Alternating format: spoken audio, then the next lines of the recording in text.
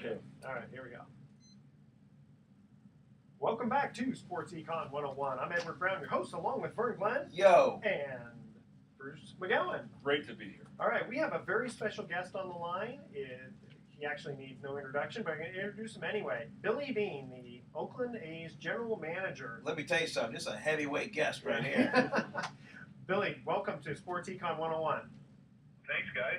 Good to hear from you. It's been a while with both of you. Run into Vern a little bit, but I haven't seen Bruce in a while, so it's always great to be wanted.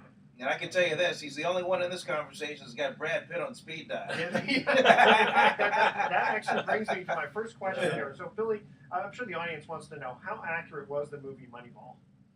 Well, here's all the parts that they liked were completely accurate, and all the ones they didn't like were it's one of those questions you actually get all the time, and it's almost impossible to answer. But I thought they did a really good job with a lot of the stuff. And now I think some scenes they had to consolidate, for movie purposes. But I thought they did a really good job of sort of capturing what it was like. Obviously, some of the dialogue they actually took directly from. Some of the things in conversation, but obviously a lot of the dialogue they had to create. But I thought the scenes in general, they did a real good job of capturing the time period and what was going on and what we were trying to do and the challenges that we had. I particularly like the 8 seconds that my voice was actually in. Hey, Billy, I was going to ask you, you get these players that a lot of us who are listeners out there listening to this show right now, they don't know that much about these guys, so to them it's, who are these guys? And yet, I know that the hardcore baseball person is very familiar with Josh Donaldson, with Derek Norris, with Brandon Moss. These guys are not strangers to the game. Can you tell us how you identify these guys? Because it seems like every time you go out and pull somebody out, just as an example, the other day you bring in a guy, Blanks, and he hits a home run his first at bat. So how do you find these people? Yeah, because Bruce likes to say that the A's are the best team that nobody seems to know. Yeah. Well, we kind of take pride in that a little bit, and, this has been a great platform and a jumping off point for some great players around the league.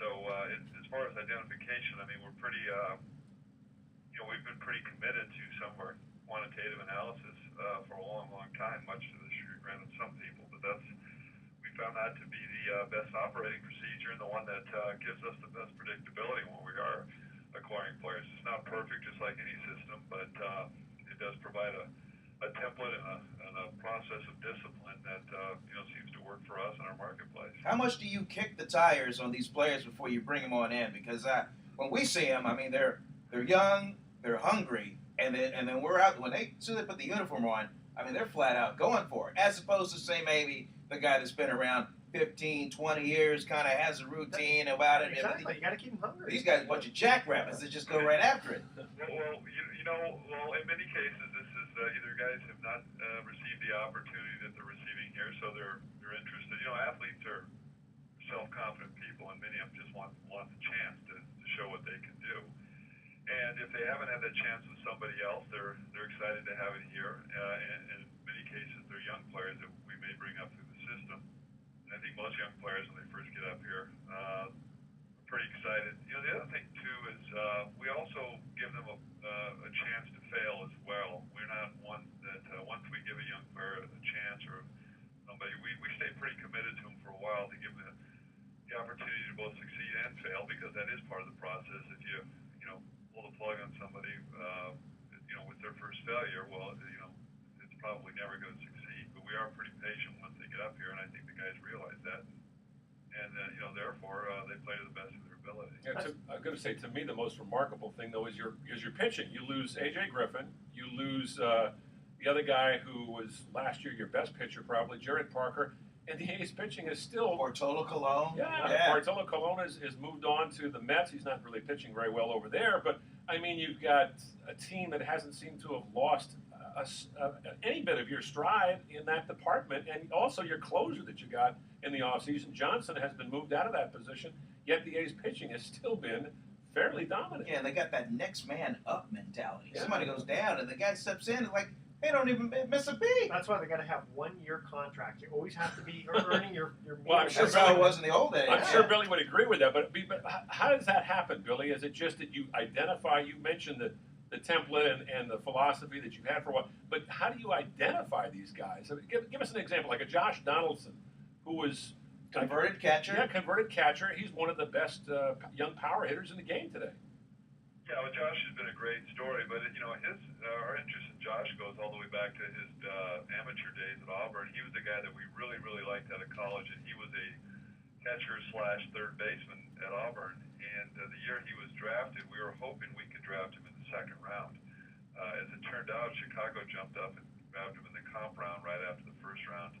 And so we thought we lost our opportunity. And then when we had the Harton trade, Josh has always played well in the minor leagues, except for the small moment in time, which was during the time of the Harton trade, and he was struggling at the beginning of that season, and we saw it as an opportunity to add him in the deal.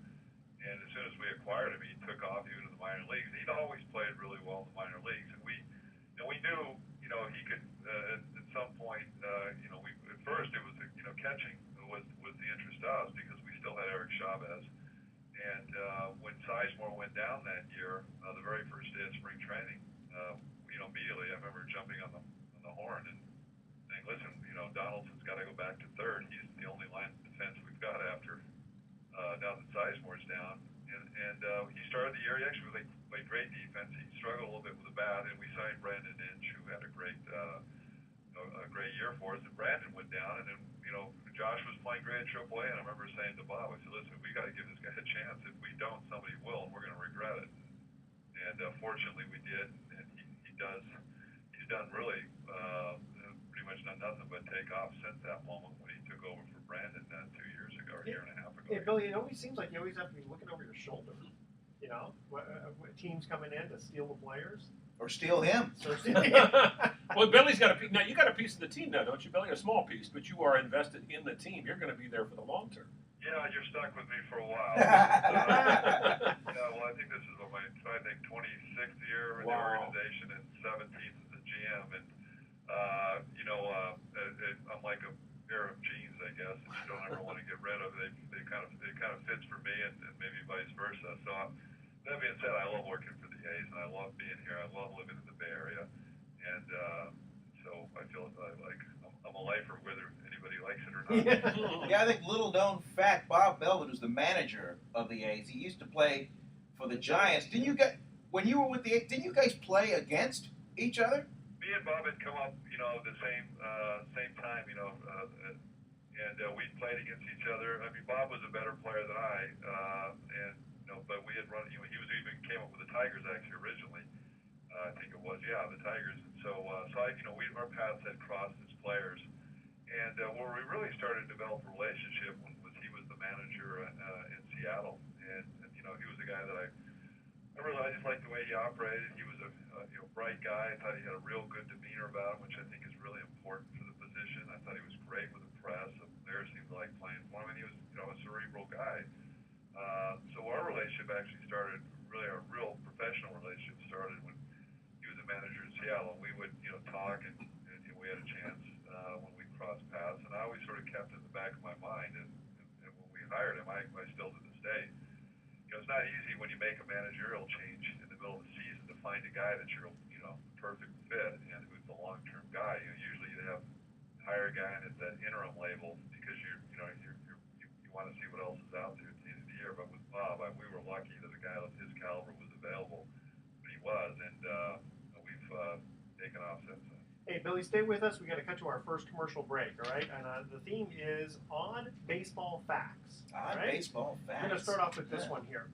Who played in 3 straight World Series for 3 different teams? Losing, then winning, and then losing again. I know this. Wow. I think I do. Maybe Okay. Billy knows this one. Bruce, the encyclopedia. I don't know. The first 3 emails with the correct answer win a free 3-day 2-night stay. My head hurts already. Okay, email Edward at sportsecon101.com the answer to this question. Who played in 3 straight World Series for 3 different teams? Losing, then winning, then losing again. Don't touch that dial. Sports Econ 101 will be right back with Billy Bean.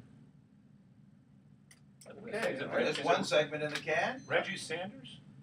Ooh. That's a good I don't know. What do you got an answer for that one, Billy? My goodness, I'm like, really? I'm going to say something like Tito Landrum or something. Well, I remember Reggie Sanders, I believe, was with the Diamondbacks in 01 when they won. I know he was with the Giants in 02 because he was watching Scott Spezio's homer go over his head in Game 6. And then in 03, no, he wasn't with the Marlins. So maybe. What about 2000? What about 2001 Maybe somebody obscure. It's obviously not a star. They've changed 3 different teams in 3 years. Now, but you'll have heard of them. You know, it's funny. It's funny, Billy. I remember you playing, and I thought you were a better player than what your statistics showed. Because I remember kind of go, all right, Billy Bean's up the bat, you know. And no, serious. You know, I'm not trying to stroke well, that's the beauty of numbers. They really, at the end, don't really lie. So if I created that impression that I was successful until that's true. Temporarily, and that was a good reason not to buy a program, so that the myth of me being Hey Billy, can I ask you, where are you living these days anyway? Danville. Okay, that's right. You've been there for a while. Yeah, I've been there. My wife's from Danville, and nice. in fact, I live pretty close to Chris Mullen. Oh, nice. I've been trying to reach Chris. I know he's doing some stuff with the Kings now. Yeah. There has been. I know he. Yeah, no, I haven't seen Chris in a little bit. I always usually bump into him, but he lives right near me, and I usually bump into him quite a bit. But for some reason, I haven't seen him recently. I wish he'd stay. Like he's doing that gig, and good guy though. He is a guy. I wish he'd stay with the Warriors. That was a shame that that happens. You guys ready? Yes. All right, here we go. Welcome back to Sports Econ 101. I'm Edward Brown, your host, along with Vern Glass. What's up, America? Bruce McGowan. Yes, sir. And we have on the phone Billy Bean. General manager of the best team with the best record in the American League. And by the way, a little interesting story. Remember, and I know Billy knows this story, Dick Vitale, of course, is college basketball fame, lives in Tampa, and got into a little conversation with Josh Donaldson about, I guess he had tweeted or had texted or said something that got some major play about, boy, this is a good Oakland team, but who are these guys? And Josh Donaldson took exception to that. Do you hear this story, Billy, about how they had a little, and they had, actually, it was a friendly conversation. No, it doesn't surprise me, actually, that, in fact, like you said, there's a lot of pride in that. It really shows that we're 25 guys. I mean, listen, let's face it, Josh is really emerging into a star. The way, he's played the last year and a half. He was 4th in the MVP battling last year, so he's becoming that guy. That being said, it's really a team of 25 guys that sort of complement each other's strengths. And, in some way, I think 23 of the 25 guys in the roster have been traded for or signed as a free player in some form. Yeah, Stuart. It's really a collection of guys who, from all other organizations that have kind of come together to create a very good team, and I think we take a lot of pride in that. Yeah, the other night, Stuart Scott from the Four Letter Network went on the air and said pretty much to say these guys. And I was just chuckling at, well, geez, they don't play for the Red Sox or Yankees, so how could the Four Letter Network know? Yeah, exactly. Okay, hey guys, remember we got to our break. Let's go back to the trivia question for just a second here. Who played in 3 straight World Series for 3 different teams, losing, then winning, then losing again? Now, I was going to say Reggie Sanders, but I'm wrong because Reggie did play with the Diamondbacks, I believe, in 01. He did play with the Giants. I know that because I covered that team in 02 and they lost. But he didn't play with the Marlins in 03. So. Okay. Ready? No. Don Baylor. 1986 Don Red Baylor. Sox, 87 Twins, and then 88 with the A's. Wow. Yeah, well, you know what? Yeah, I would have never gotten that one. But Don was actually a better player than you would. He was a darn good player, and usually was suspect. But at that point, it was near the end of his career, I guess. Sure. Yeah. Because I played with Don a little bit on that '87 team. Really? Didn't he have the hit by pitch record? Yeah. At least for I think so. He was also traded for Reggie. He and Mike Torres were traded to the A's for Reggie Jackson, who went to Baltimore after the '76 season, I believe it was. 76 or 7. The Baltimore 75. 77. Yeah, well, it was with the Yankees actually in '77. Remember, he hit the home runs. Okay. Yeah, that's right. And, but no, Don. Yeah, it's amazing. Don held a hit by pitch record because he's not a guy you would want to hit. No, but when you crowd that plate, baby. 6'3", about 240. Yeah. The inside of the plate's mine. Right? Wonderful. Hey, so Billy was going to ask you, how are you able to negotiate so well to arrange for I'll call them a championship caliber team, right? They're always up there on one of the lower payrolls. Well, I think we're, once again, we do approach the way we, do things is a little differently. So, which is what we have to do. I think if we ran our club exactly the way, clubs with a higher payroll, well, our payroll would probably, suggest we finish near the bottom. So we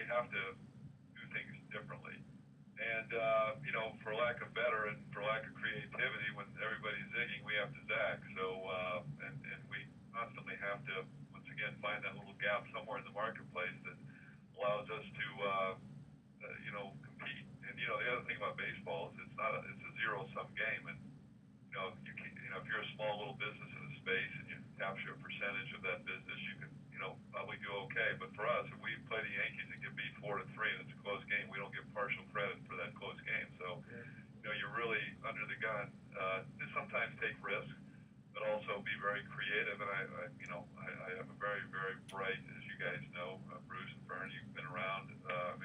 David Forrest and Farhan, and before them, Paul DiPodesta. We've always even hired differently. The people we bring into our front office aren't necessarily the traditional, hires that you would find in a sports front office. They come from different backgrounds with very unique skill sets in terms of their, what they bring to the table, and I think that helps us. Well, I was going to say, one of the guys you did hire that I really enjoyed having him around again is Chili Davis, who was such a great player with the Giants. Then he left here after the '87 season and got to play on 3 championship teams in Minnesota and with the Yankees. And he's really made a difference with some of your hitters. Can you talk a little bit about Chili and what kind of a guy is he? He's not a young man anymore, but he's a guy who has really helped your offense out a lot. Yeah, well, Chili's a guy I tried to hire. Soon after he was done playing, I had actually had a conversation about bringing him in as a hitting instructor. At that point, he wasn't quite ready to commit to being a major league coach, which was understandable. I sort of followed him around. Then when he took the job with Boston a few years after he had retired, and he was available, I mean, when he was, it was perfect because me and Bob both clicked, really on the whole coaching staff. We were going over, making changes in staff at the end of his first year. All the guys that he wanted were all the guys that I wanted. And like Chip Hale was another one. And in Chili's case, Chili was a really good offensive player, really good hitter. And the one thing Chili did was he really, as a hitter, embodied what we wanted our hitters to do. He had power. He was patient at the plate. And that's really, sort of the thing that we aspire to do. Yesterday was a good example. Detroit, I mean, we in a perfect world, we walk a lot, we hit a lot of homers, and if you do that, you score a lot of runs. And that's the type of player Chili was. And he's got the credibility because he was such a good player. He's got the physical presence that sometimes it takes.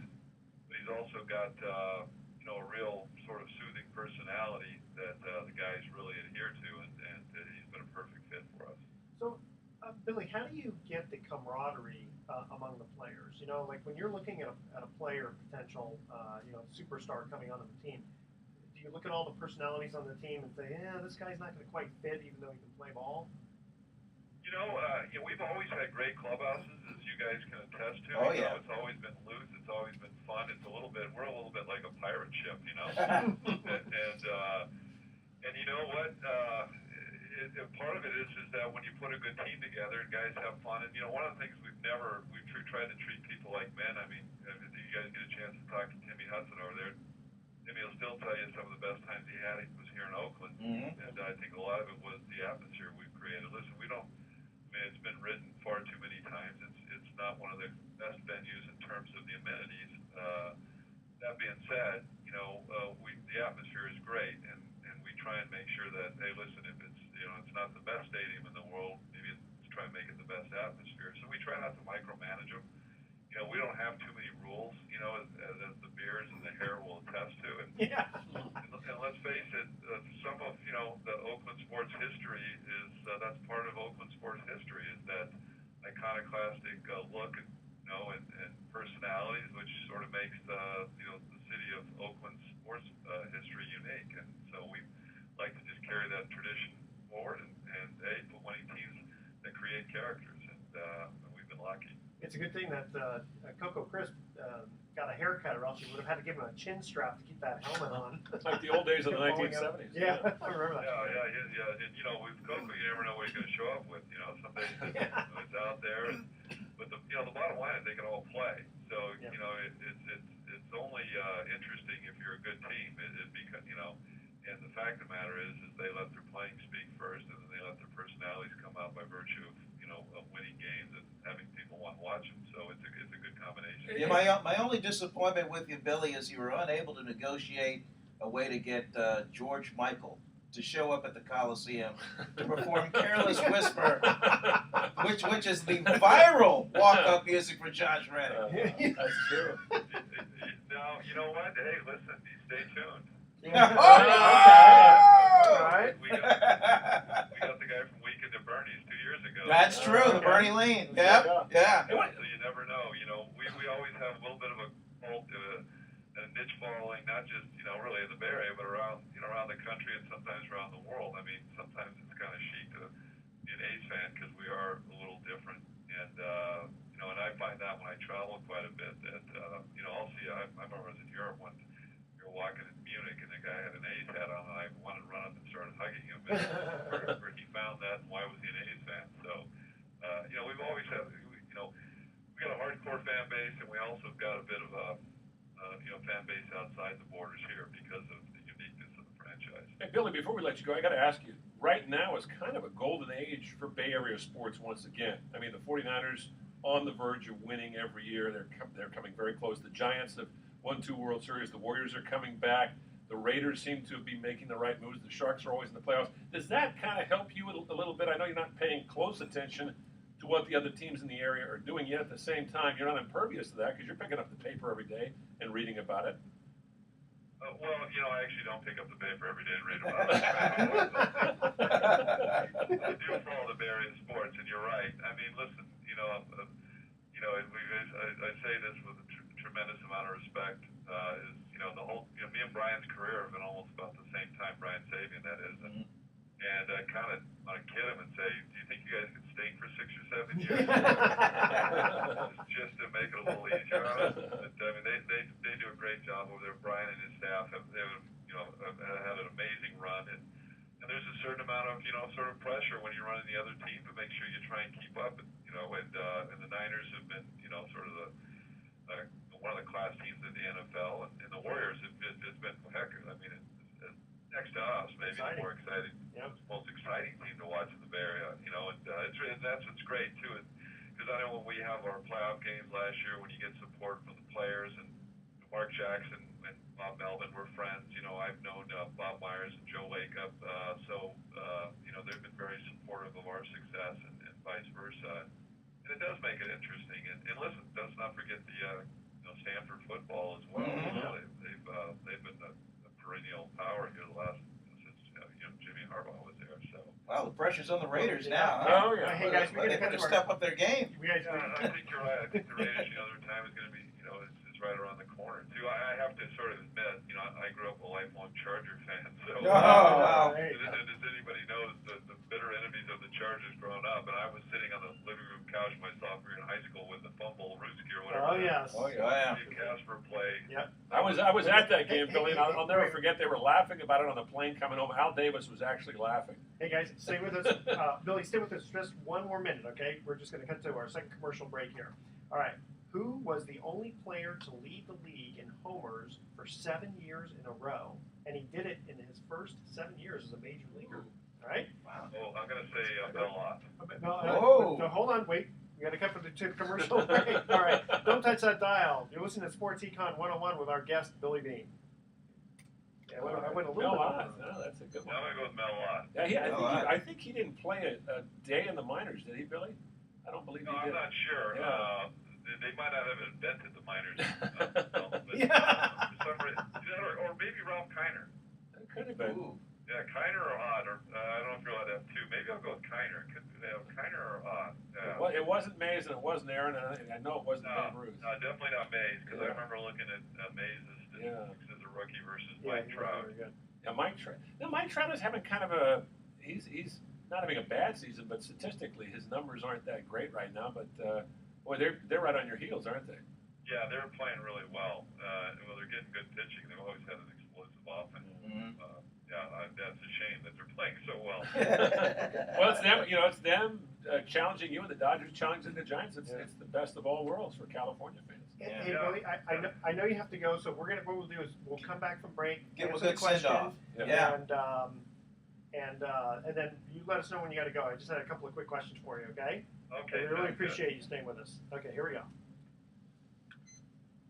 Well, welcome back to Sports Econ 101. I'm Edward Brown, your host, along with Vern Glenn and Bruce McGowan. Good to be here. We're in the studio on the phone, actually, with Billy Bean. We're going to ask this trivia question really quickly here.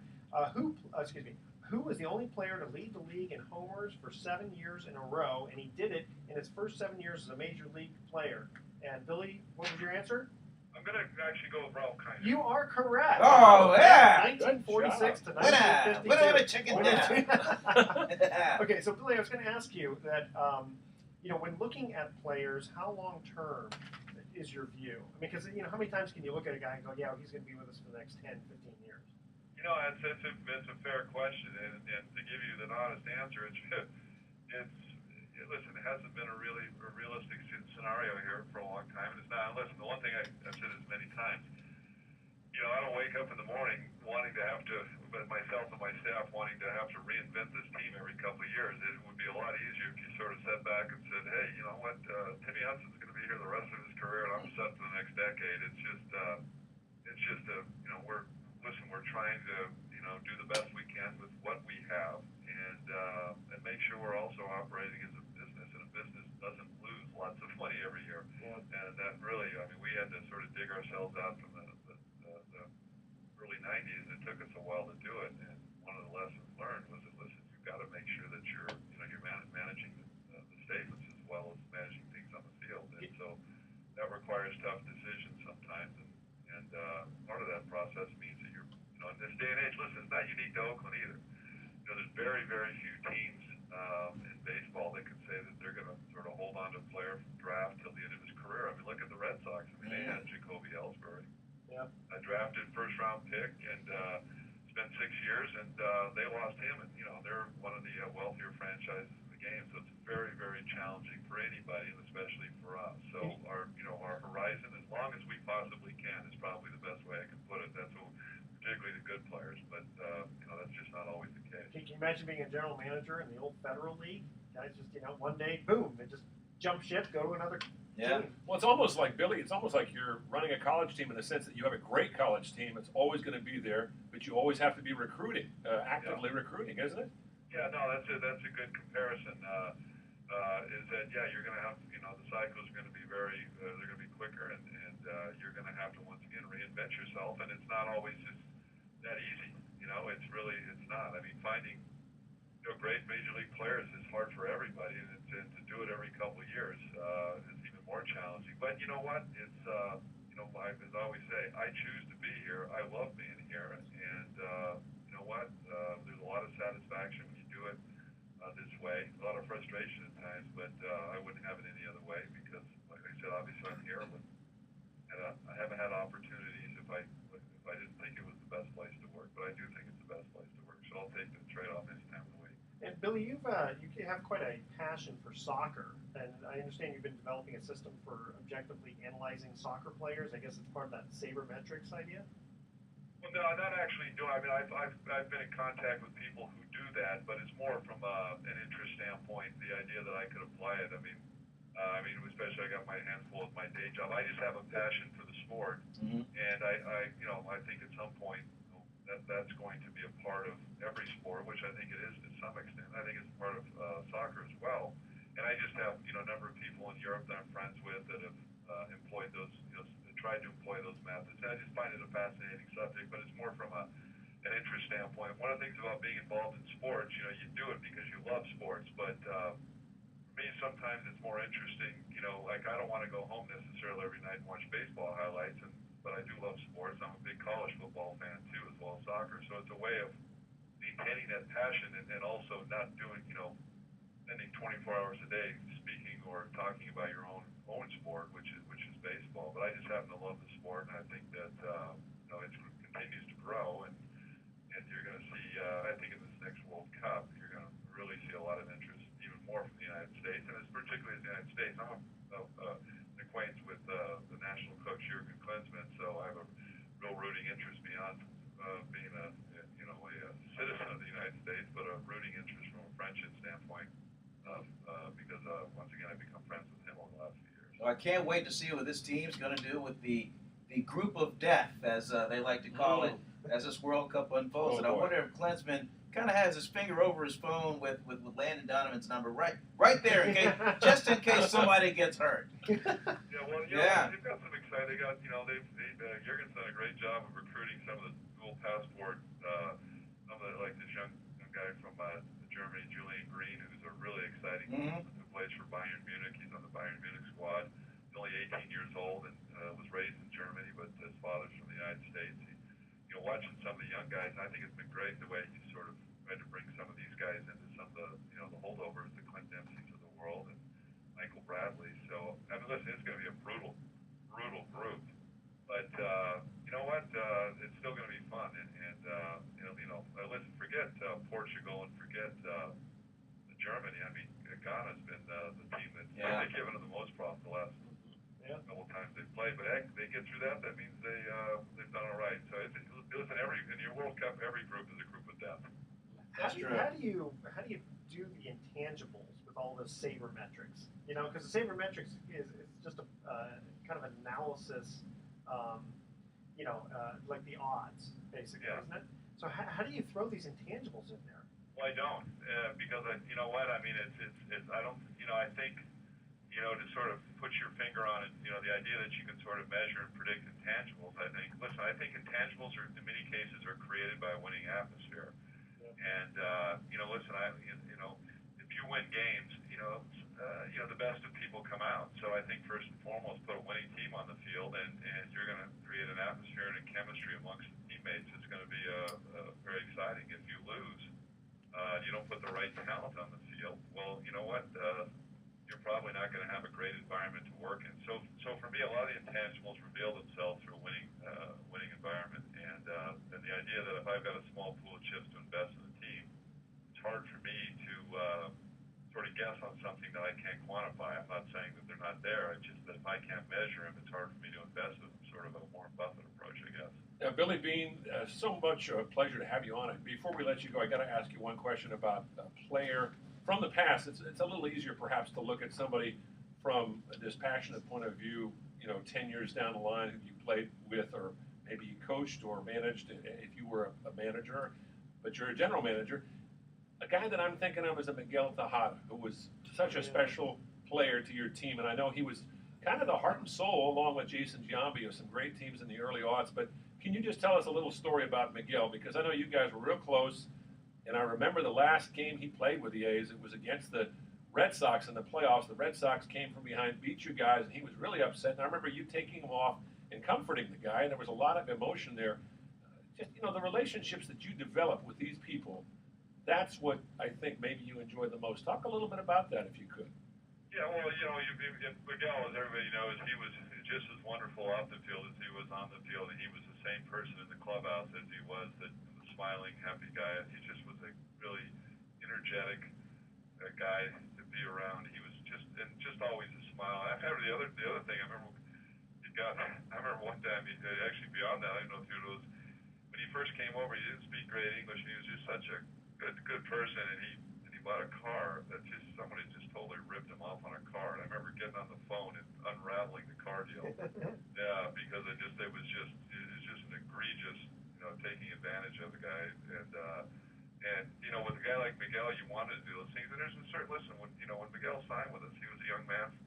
He didn't speak the language, he learned very quickly. But he came over, he got to the major leagues quickly, and when he came, I remember, in fact, I visited his home where he grew up in Bonny, which is about an hour outside Santo Domingo, and to see what he became and the type of person, he always was a great person, and so you feel a certain amount of, protection, I guess. You feel like, at least in my role, it's probably, at the time, I remember being really mad when I found out about this car deal that, that somebody had taken advantage of, and you mentioned the Boston thing. I mean, it's hard not to feel personally involved with some of these guys. And now I'm a little older now too. I'm 52, and a lot of these guys, I was pretty young when I took the position, and I'm probably a lot closer to the players then. A lot of it was because of the age. Now the guys coming up some of them are younger than my oldest daughter, so I'm probably turned into a little bit of a nerd at this point. But at that point, I was probably cool enough to hang around with. But yeah, Miguel was, gosh, I mean, you could go on. I mean, there's so many stories about Miguel. And I remember actually him and Xavi both being up, and when they were rookies, actually, Miguel came up before. He was actually the first of the guys to come up, and I remember he'd made a couple errors in Toronto, and you know, he was really down, and the guy who really was good for Miguel was Ron Washington. Oh, Wash. Yeah, Sweet was here, and Wash really just worked. You know, and Miguel was a tireless worker to begin with, and just kept repetition, and had complete faith in the kid. And we had in the front office, we had faith in him too, and you know, just to see him improve in leaps and bounds and turn in, you know, from a young kid who'd make mistakes, mental mistakes, to being an MVP. It was really satisfying to see that from a development standpoint. And Xavi was the same way. You know, Xavi was almost like a little brother to me, because he went to the same high school I did, which sort of created interesting stories in itself. Because you know, he always looked at me a little differently because we were from the same neighborhood, but I had to remind him at times that I was the general manager. I think one time when he was 19 or 20, his first year in the big leagues, he was talking to me like we were back home, and I think he dropped a dude on me. And I was like, That's Mr. Dude to you. Manager, I'm not dude anymore. But we really developed, me and Xavi as well developed a really, and even to this day, you know, we'll text each other, and you know, these guys are people that are, you know, a major part of my success, to be honest with you. I mean, listen, the general manager is only as good as the players around him. So, you know, I'm probably more gratitude to them than they should ever be to me, because it's their talents that really have allowed me to have a career that I'm very happy with, and is taking care of my family. Well, Billy Beane from the Oakland A's general manager. Billy, thank you so much for joining us here in the studio. And before we actually let you go, I want you to hear the third trivia question, and I'll let you answer. But don't yell out the answer. Yeah, don't wait, I'll let you answer. Yeah, we'll let you answer it off the air, okay? All right. Who walked 796 times in his career when he was leading off an inning? That's more times just leading off an inning than Lou Brock, Roberto Clemente, Luis Aparicio, Ernie Banks, Kirby Puckett, or Ryan Sandberg walked in their entire careers. All right? Wow. The first three emails with the correct answer win a free 3-day, 2-night stay at the Lighthouse Resort. Email Edward at sportsecon101.com the answer to this question. Who walked 796 times in his career when leading off an inning? That's more times just leading off an inning than Lou Brock, Roberto Clemente, and all the rest of the guys who walked in their careers. Don't touch that dial. Sports Econ 101 will be right back. I'll see you at the yard, Billy. All right, guys. Hey, thank you. I bet you it was Yeah, Ricky thank you so Henderson. What do you much. think? Billy, you think it was Ricky Henderson? Well, that would be the obvious answer, but I'm going to guess it's too obvious. No, actually, that is correct. Oh, okay. And by the way, I might. That would be the obvious one. So if I want to do a walk on as trying to be a pitcher at age 54 and I can throw in the high 60s, you think I got a good shot at that? I think you got no shot. Yeah. Wait, every pitch will be an off-speed pitch. I am going to get a chance The to job requires bluntness for your own good, so I just had to be blunt. I am going to get a chance of throwing out the first pitch at an A's game sometime this summer. Well, just remember that will be on tape and be on YouTube somewhere. I got a funny story to tell you. I just don't want to throw it straight to the ground. Yeah. Well, you know what? Don't practice throwing little paper into waste paper basket. I know a guy who did that. When he got on the mound, he threw it and it went about 20 feet. Oh, my God. And he heard all the boos. Oh, yeah. Hey, Billy, thanks so much for Yeah, doing this, thank man. you We so really much, appreciate Brian. it. It's a great, great show. Really, really good stuff. You bet, guys. I got to run now, but Okay, thank you. Good time, you guys. Let's see you guys around the park, right? You got it. Thank You you so got much. it. All right, take care. That was good. That was good. Yeah, he stayed with us. a Good lot longer stuff. than I was Good expecting. stuff, Yeah. man. Yeah, get him going. That's a good get. Yeah. Get him going. Him. He'll go. What do you got, man? Yeah. See, you stay nice to people over all these years, right? That's how you. That's the key. Right? Don't burn your bridges. Thank you. True. It'll be a good guest. Either get one or the other, and neither one of them's big name would be either. Hello. Either Bip or Shooty or both. Oh yeah. Those guys Shooty's hilarious. Yeah, Shooty is hilarious. Bip had more experience and more success, but Shooty is just the best storyteller. He is so funny. Maybe we can work on those guys get baseball. Maybe Yeah. a soccer guest would be good coming up here with the World Cup. The World Cup, yeah, absolutely. Yeah. Oh, there you go. Nice. I'm just trying to think who would be maybe a writer. It's tough to get. Baseball writers kind of. Well, I'm just thinking from a soccer standpoint. There's a guy who writes for the Chronicle. Maybe I can talk to him, and maybe he can hook me up with somebody who would be. Let me work on something for you. Do you have anybody in particular for next week that you're thinking of, or do you have anybody lined up? Maybe, maybe bring back Sam Spear if California Chrome pulls it off. Will Durst, very funny. There we go. Yeah, he's next week. Yeah. Good. Oh, he'll be great. He'll be good. Okay. All right. All right, just a couple of minutes to go. Okay. boys. Very good. But good show. Yeah. Yeah, Billy's great. Welcome back to Sports Econ 101. Last time, I'm Edward Brown, your host, along with Vern Glenn and Bruce McGraw. I had my. What did I have? One of those little vanilla milkshake things before I came in. I feel really good because of that. You're on a sugar high, man. Yeah, I am. Yeah. Well, that was awesome talking to Billy Bean. He gave us a lot more time than we asked, and I really appreciate Billy Bean from the Oakland A's general manager. All right, the last trivia question. Who walked 796 times in his career when leading off an inning? That's Ricky Henderson. Ricky. We can all do our Ricky impressions. No, you get the best one. Well, Vern's got a good one, too. Well, his voicemail, when you call him, it throws you off. Yeah. Because you call him, and then he says, hey. Yeah. And then he pauses like that, and so you start talking, and then he's like, Yeah. how you doing? I'm not ready. I'm not here right now. But it really throws you off. Think about Ricky. Ricky told everybody, he says, they're going to have to tear this uniform off of me. He didn't retire. He stopped playing in the major leagues at the age of 44, and he kept playing in the minors for a couple of years. Newark Bears, yeah. He never officially retired. He absolutely loved the game of baseball more than anybody except for maybe Pete Rose, but I think Ricky and Pete Rose probably actually the same level. Didn't they say Julio Franco's coming back? That's a possibility. I mean, how old is he now? He's older than I. He's 55. Manny Ramirez now he's going to be a player coach in the For- Cubs organization. Well, the Cubs could use all the help. Yeah.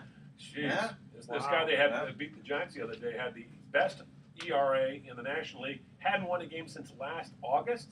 So that shows you what kind of support he was getting from the Cubs. Oh, But yeah. I think Ricky Jeff was pretty Samardzija. good. I think Ricky was pretty good with his money too. Oh, Once Ricky he was done. was smart. He might still have the first dollar he made. Yeah. All right, I like Yeah. that. Okay, thoughts for the day. Joe Sewell only struck out 3 times during the entire 1930 season, Wow. 353 at bats, and 2 of them were in the same game.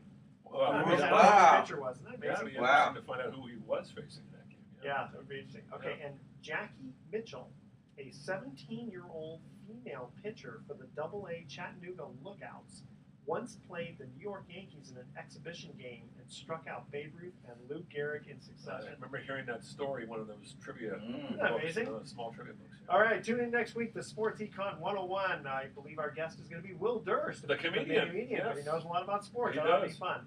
We're going to be discussing sports topics from a business perspective and giving away more free vacations for answering sports trivia questions. Thanks for listening. On behalf of our team, I'm your host, Edward Brown. We'll see you next week. Good night, America. So long. Good. All right.